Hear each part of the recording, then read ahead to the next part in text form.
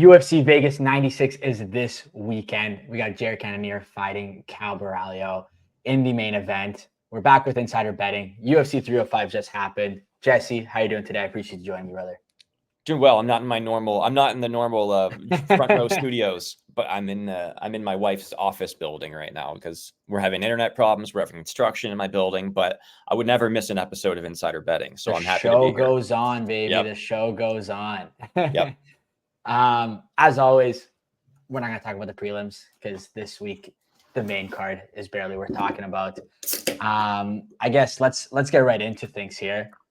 Let's see what we got going on. All right, we're starting with Edmen Shabazyan versus Gerald Meerschaert to open up the main card. Edmen is got 4 losses in his last 6 fights, 3 of them in his last 5. He was considered the golden boy at one point. Coming into the UFC, I believe he was like 11-0 when he came into the UFC, something like that.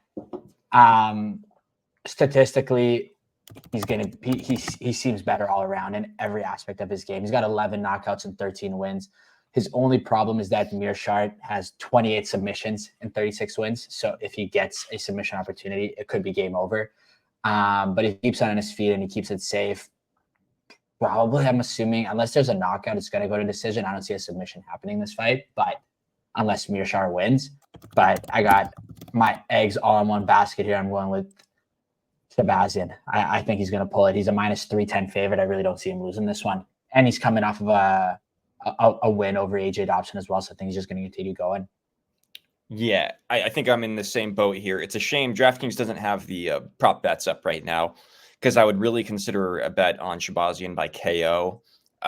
He had 11 of his 13 wins, I believe, are by knockout, if I'm not mistaken. And I've interviewed him before. He's one of, like you mentioned, he's kind of like one of those like wonder kids. He was like one of the highly touted guys. He was supposed to be really good. He's still 26, man. This guy is still really young. He has a lot of time to figure it out.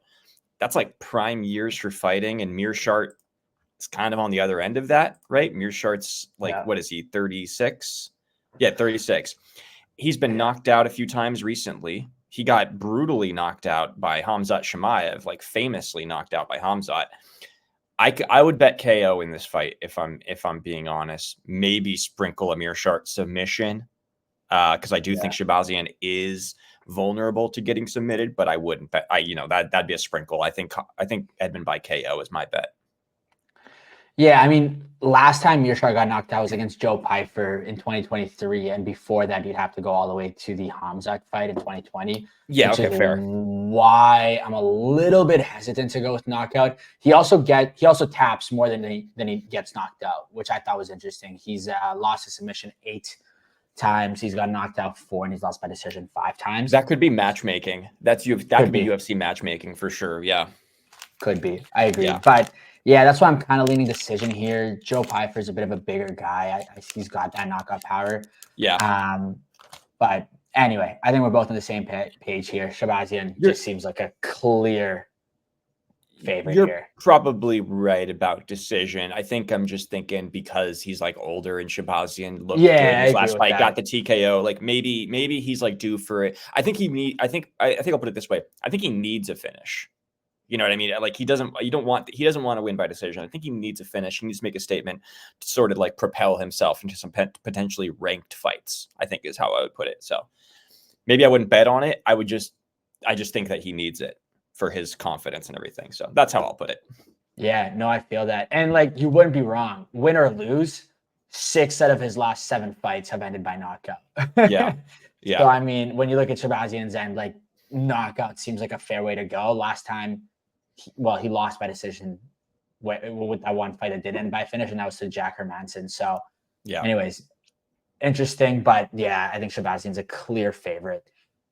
Moving on to the next fight of the night, though. We got Neil Magny versus Michael Morales. Michael Morales is a minus 900 favorite. He's coming off of a win. He's 16-0. He's coming off of a win to Jake Matthews. He's got 11 knockouts in his 16 wins. He's 4-0 in the UFC. We've talked about it on the show before. Neil Magny's kind of those like gatekeepers for the division, right? And that's kind of what it feels like they're doing here, you know.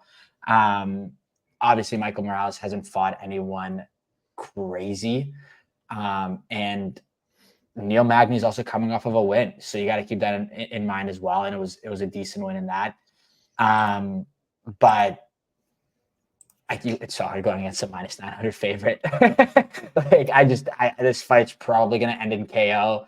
Magny, I guess I should say, he's got better like grappling in a sense, but Morales has 91% takedown defense. I think this one's got knockout written all over it.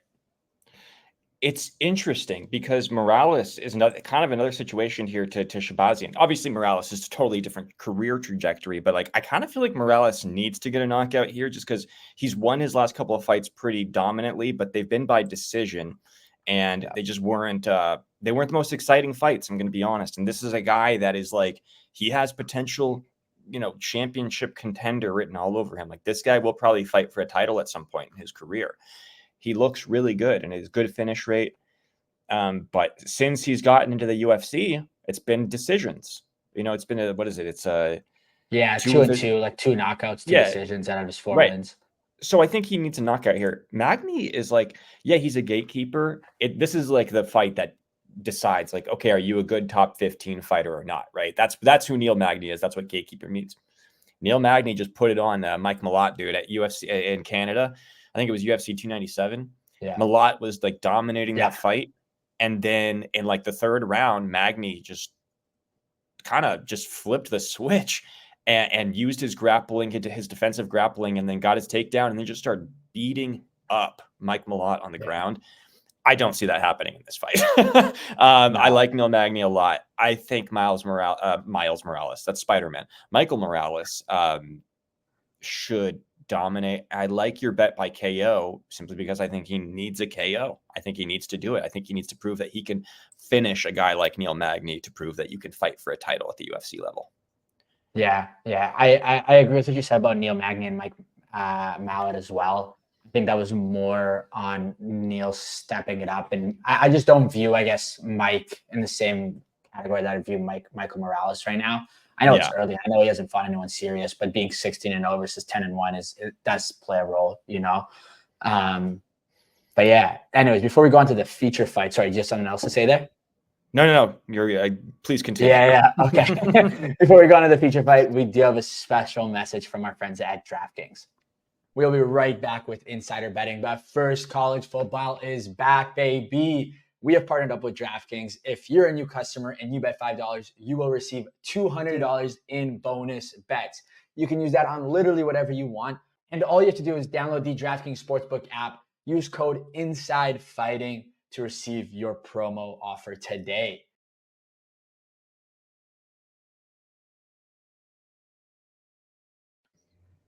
Beautiful. $200 in bonus bets. Football is back.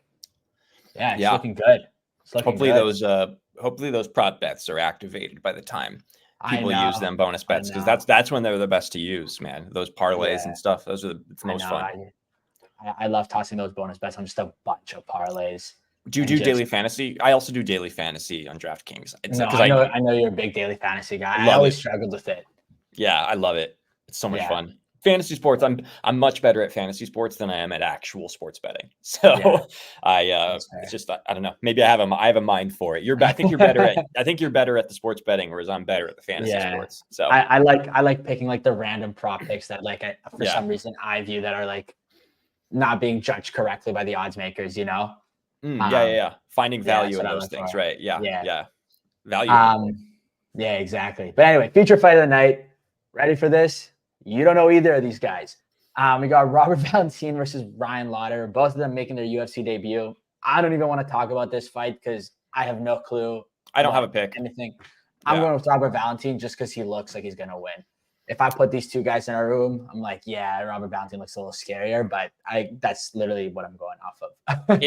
I'm going off of purely tattoos here. And I don't see any on Ryan Loder. What are those tattoos that Valentin Frey has? Those are interesting. They look like almost something like an ancient Egyptian would have had on it. You know what I mean? Like, it looks like hieroglyphics. So sure, I'll go with the guy with hieroglyphic tattoos on him. That sounds good. I guess to quickly touch on some stats, they'll just give it to the fans. Robert Valentin is 10-3. He's from Switzerland. He's making his debut.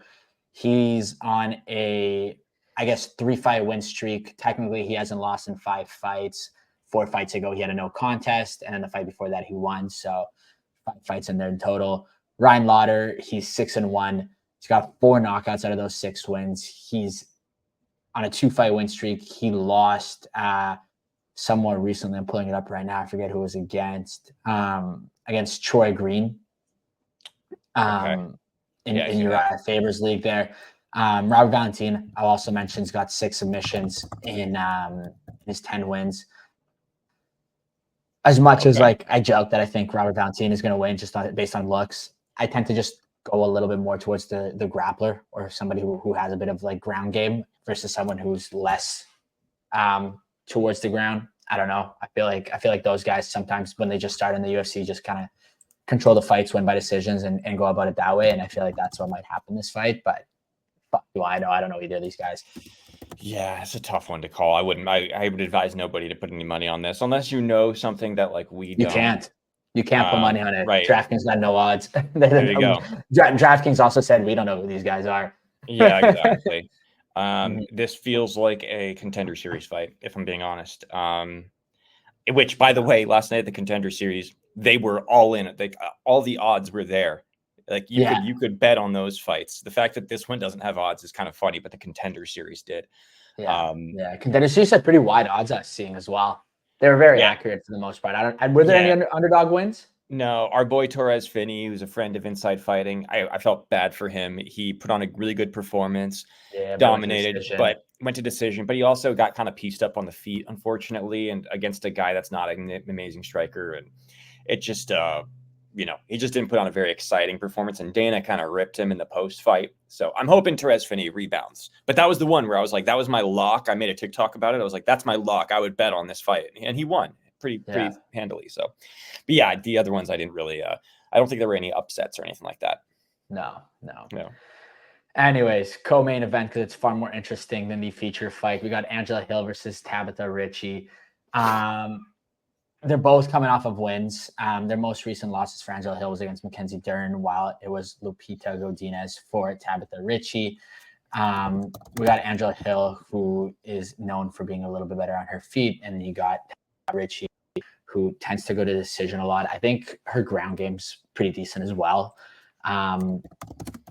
Angela Hill is coming off of a win to Luana Pinheiro, while Ricci is coming off of a win against Tachia Pennington. I bet on Angela Hill last time she fought. These are even odds, by the way, -110, -110. Last time I bet on Angela Hill, I was just saying that I think she's more experienced, and I don't know why I'm leaning the same way this time, even though I could see Ricci just beating her. But when it comes to the women's fights, I feel like I'm always a little bit less knowledgeable on. So I don't know. How do you feel about it, Jesse? This is a weird one. I got to be honest. I'm a little surprised that Ricci's not a little bit more of a favorite here. Maybe I'm just like totally misreading this because I will say this. Angela Hill has a pretty bad record. She's 17-13, but she fights against top competition all the time. And that's the thing about her is that Verna Yondaroba, Amanda Lemos, Tasia Pennington, Lupita Godinez, Mackenzie Dern, Luana Pinheiro. Like she's fighting against like contenders. And beating Pinheiro, I think was a pretty good win for her. I just think Ricci, she's obviously younger. She lost a tough split decision to Lupi Godinez. That was a close fight. The only other loss that she has is against Manon Fiorot like 3 years ago, and Fiorot's going to fight for the title pretty soon. I don't know. I kind of like the odds for I like the odds for Ricci here. I think this is actually probably like if you want to be a value hunter here, I would think that Ricci might be giving you the best value to bet money line. Maybe I'm just misreading this totally, but I just kind of feel like she's primed to win this one. I agree. That was like my initial analysis as well. Like I was like, this just feels like it's a setup for Ricci. But then like you said, Angela Hill, she's 17-13, but in her last five fights, she's got 4 wins, which is very impressive. So it feels like she's almost got like that spark again, where it's kind of like, I don't know, something happened and now she's like found her groove again. She also beat Godinez 2 years ago, which isn't that long ago considering she's 39. She was 37 back then, somebody who Ricci has lost to. So, yeah, it's going to be an interesting fight. I'll say this. I don't like the underlying stats here that you have up for Ricci. Like, Hill is taller, longer reach, lands more, and more often. She lands more. Ricci takes more strikes too, but she gets a lot of takedowns. And we like to lean grappler here. I would think that would be her game plan. And I feel like her youth and athleticism, she should be able to get some takedowns and get a decision here, I think would be how I would put it. But her takedown accuracy isn't very good either. You might be right. I don't know. It's like, this is a close one. And the other thing I'll say is that for Angela Hill, she's got 76% takedown defense. Yeah. Right. So even with her ground game being not too bad, still something there, I'll say this. Hill does not have a ton of power. I mean, obviously it's women's strawweight, so you don't expect that. But against somebody like Godinez, who's a good boxer, that makes sense why she would lose on her feet, why Ricci would lose on her feet to Godinez. Where I think that she can overcome the striking of a 39-year-old Angela Hill and get some takedowns out of it. And it's close, but I like the value of betting on Ricci. Yeah. No, I like that. So I guess that's where we split tonight, eh? I guess we'll see on the main event. We'll see. Yeah. Yeah. Jared Cannonier versus Caio Borralho. Cannonier had a tough loss to Imavov in his last fight. Yeah. He was probably winning the first 2 rounds.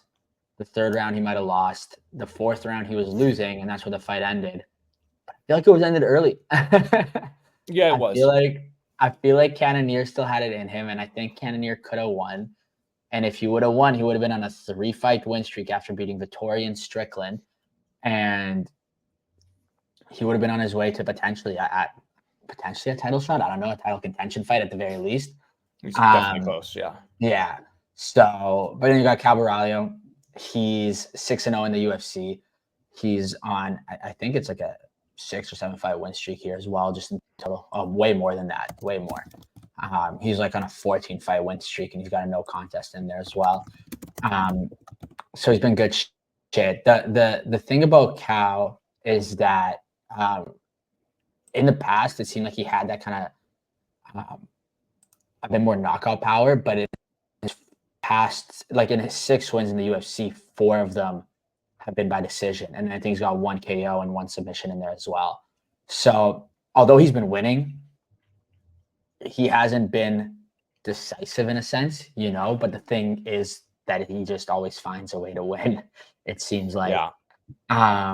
So yeah, I don't know. It is Caio's like first real test in the UFC. Like I think he fought Paul Craig last fight, and like he knocked him the fuck out. Paul Craig. Yeah. Yeah. So we'll put it that way, but I'm leaning with Caio here just based on like you got the up and comer versus the older guy, but it's tough because I don't think Cannonier should be taken lightly, even if the odd makers say he should be. No, this might be the best underdog odds on the card for Jared Cannonier here. I mean, this is a guy that, fought a good fight against Israel Adesanya for the title just a couple of years ago. He's definitely older. He's 40. Caio Borralho is definitely in the prime of his career. It's a close one. I really like the odds for Cannonier. I just don't know if I can take them. Do I think that it was an early stoppage against Imavov? Yeah, I do. I do think Imavov was probably close to finishing him there, but I do think that it was way too early. I don't think that's indicative of like Cannonier necessarily slowing down because of his age, though, which I have seen some people saying. I think it's just he got caught because I think he was winning that fight up until that moment. This is tough. I think I like Caio. Plus, he's a friend of Inside Fighting, so we're cool with him. But he's every single UFC fight he's had, he's looked really good. He's been dominant since the Contender series. Every single fight he's been in has either been a unanimous decision or a finish. There's really no controversy in any of his fights. This is definitely the biggest test of his career. If he can survive this test, I do think he's in line for a title contender fight. Yeah, I'm leading Caio, and I'm leading him by decision here, only because I just don't see him. Like, I could see him submitting Cannonier, because I do think that Caio's grappling is a clear advantage. If I were to see this fight going anywhere, but I do think he's really good on his feet too, where he can survive those exchanges with Cannonier on the feet to getting him to the ground and submitting him. So I would actually pick, if there's a finish here, it's going to be submission, but I would lean decision, but I would bet submission, if that makes sense. Yeah, you're almost talking about like the two-way, right? Yeah, exactly. Where it's like submission or the decision win. Exactly. Yeah, that's how I would bet it. So yeah, I agree with you that Cannonier's fight versus Imavov wasn't indicative, like him losing wasn't indicative of his like age, but I think like now that the momentum has been stopped from his 2 wins, I think that's when age catches up. You know, is as soon as you're done with the momentum, there's like, because what is he fighting for now? You know, well, that's the thing. If he loses this fight, he can say goodbye to ever winning a UFC title, basically. But let's say he wins. He's still got probably 2 wins he needs before he gets another title shot, right? It's not he's not going up into title contention next. So there's too many people who are fighting for the belt. Whitaker, Hamzat, Izzy. You got to get past Strickland is up Strickland. next. Yeah, there's 4 other guys, and then there's Brendan Allen, who's climbing, who just did he beat Cannonier? No, who did Brendan?